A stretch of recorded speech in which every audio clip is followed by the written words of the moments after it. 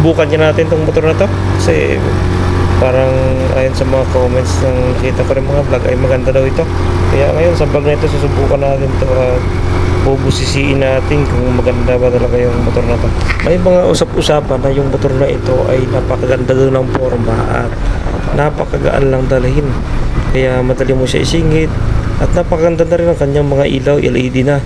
Kaya ngayon, subukan niya ako at samahan niya ako sa pag-review ng motor na ito at test drive na rin natin para malaman natin kung affordable ba ito at maganda at matibay ba talaga. So yun, subukan natin to. Welcome back dito sa ating YouTube channel. At syempre for today's video meron tayong pag-uusapan ng motor ng Rossi. So ngayon ko lang na-review itong motor na ito at napakaganda ito according sa mga response ng mga customer. So yun mga tol, pag-usapan natin itong Rossi Passion 125. Ito yung kulay blue ng Rossi Passion.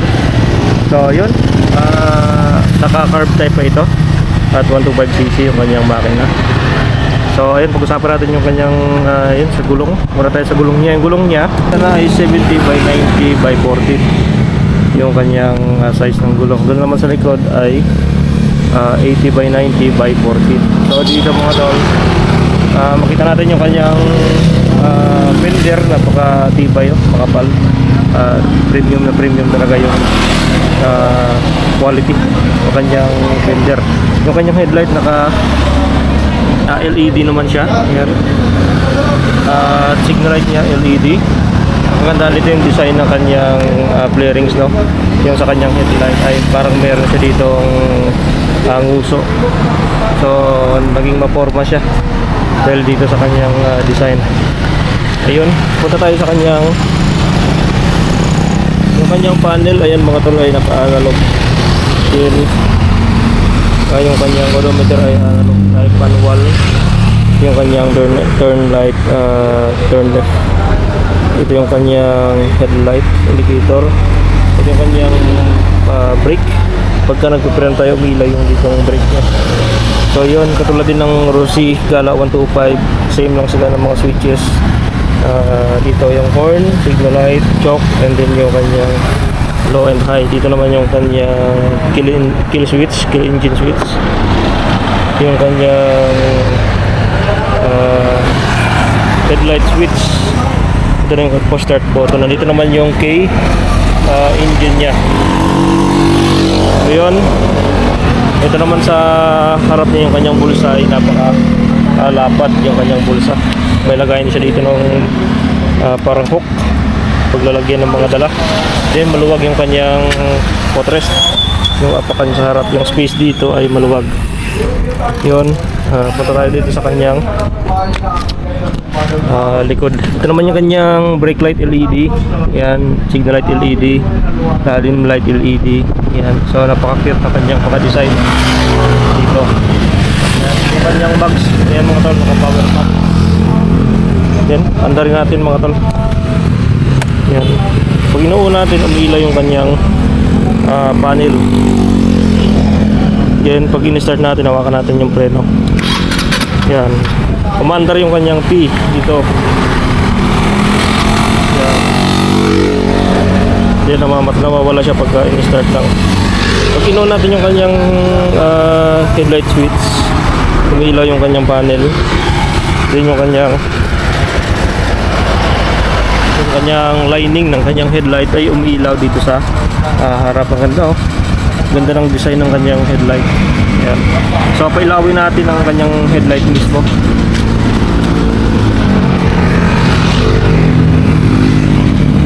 Ayan. So pag pinailaw natin siya, kanyang, ayan na. Wow, grabe, ang ganda guys, oh. Ibang kuha talaga sa unit iba. So LED yung kanyang headlight, left and right yan, 35 watts kabilaan. So napakaliwanag yun sa gabi. Yan, ito yung sa likod nya, tingnan natin. Yan, namila yung kanyang brake light dito na parang may sungay dito sa likod. Yan, yung signal light. Yan, ang signal light nya ay napakaliit lang. Yan, dito naman yung dito sa harap niya na signal light. So dalawa yung yung dalawang headlight, city light yung gumagana sa harap, itong sa baba at itong nasa itaas. Ayos, ganda pala nito, no? Yan. So pagka tinitor natin yung kanyang signal light, umiilaw din yung indicator dito. Yan, left and right, umiilaw. Yan, pagka nag-brake tayo, may indicator na P, umiilaw din. Yan. So inawakan natin yung kanyang brake lever. Yan. Ang kanyang side mirror ay napaka-forma rin. Yan. Kung makikita natin ay malawak yung coverage ng side mirror niya. So yun lang, simple. At ito ay mayroon din siyang kickstart. Meron din siyang kickstarter. Yan. So ang ganda nito mga tol, Rosy Passion 125. So maporma ang kanyang dating. So ayun, huwag nyo kalimutang subscribe yung ating YouTube channel. Please click the bell icon sa ating YouTube channel dyan. Yun, tingnan natin yung kanyang U-box kung gaano kalaki, kanyang compartment. So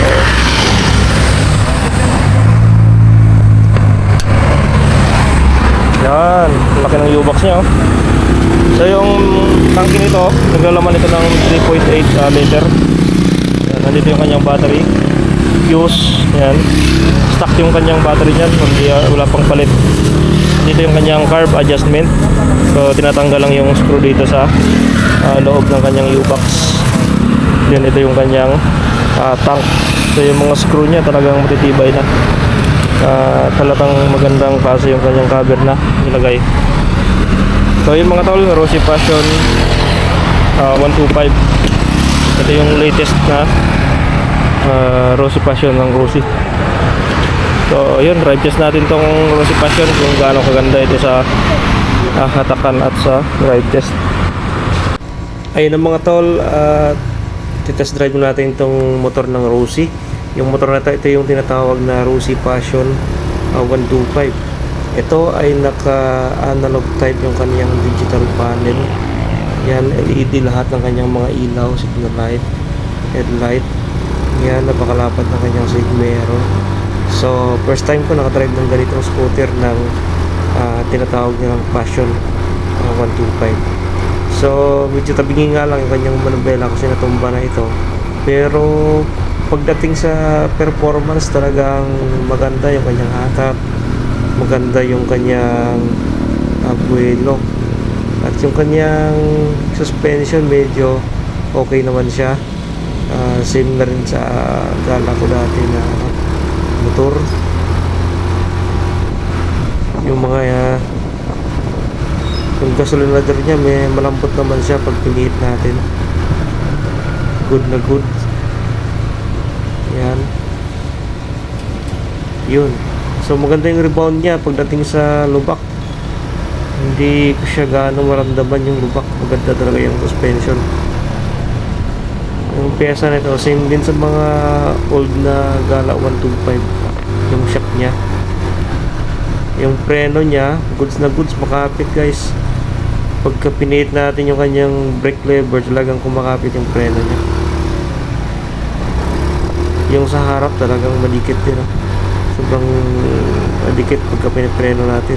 Kaya sa mga may Rosy Passion, medyo ingat-ingat kayo sa kanyang preno sa harap. Kasi pag pinipihit natin siya, sobrang dikit niya.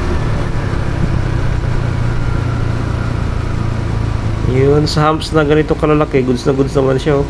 Hindi naman siya sumasayad. Sakto lang. Yun, diretso po tayo sa may tububan. Maralaman talaga natin pagka dinride natin ang medyo matagal-tagal. Yun. Pinapatak ko ng 60, talagang kulang pa yung piga, yung daanan talaga. Talagang may ipipiga pa guys pagka pinihit ko. Kaya nga lang kulang yung ating kalsada. Tsaka isa rin sa pagkakarinig ko, medyo magastos daw sa gas, pero sakto lang naman. tama lang naman sa kanyang lakas, kasi the more na malakas siya humatak, mas magastos siya sa gas. So at least binibigay ng motor yung power na gusto natin, yung bilis na gusto natin, talagang binibigay niya kahit magastos siya sa fuel. Ano guys, so thank you sa nagpahiram ng ating test drive sa motor na to, Rosy Passion 125. Nasubukan ko na, maganda humatak, malakas, mabilis din, at very comfortable pag i-drive natin to, dahil malambot naman yung kanyang silinador pagka pinipihit natin siya. So yan, maganda, malaki yung mga indicators niya, kitang kita. Pag hindi natin napatay, nakikita natin yung mga indicator sa harap. So yun, thank you sa magpa-test drive nito. Thank you. Oh, yan mga tol, abangan niyo yung vlog natin dito sa Rosy Passion 125. Hindi pa natin to na na vlog simula dati. So sa dami ng review natin na ng motor ng Rosy, ito lang hindi natin na review. Rosy Passion to big, no?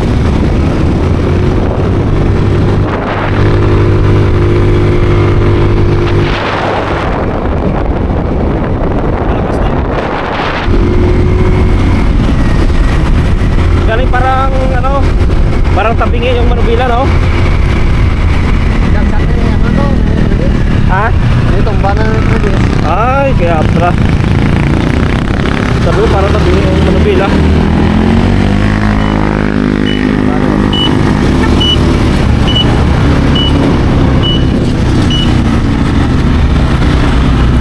Yun, nandito tayo sa Governor's Hills na subdivision dito sa General Trias, Cavite. Yung mga subscriber natin yan sa YouTube, maraming nag-aabang pala, hindi na tayo naka-upload ng ating video, so bukas pa tayo mag-upload. Sir,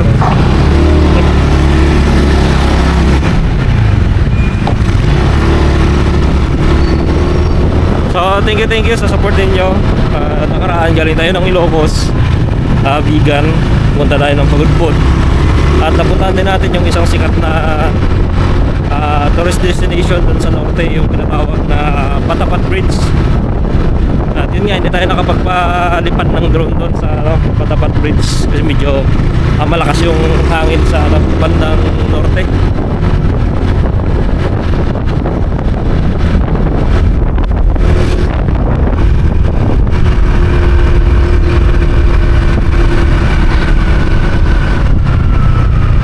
Yan, medyo matakalong sa gas palamig, no? Ay, paano yun? Lalo na siguro pag mabigat yung dala, no? Oo.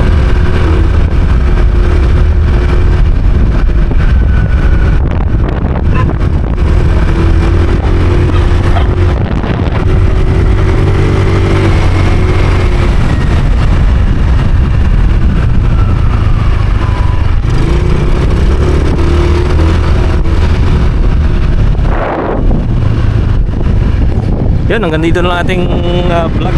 Thank you sa pag-subscribe ninyo at pag-support ng ating YouTube channel.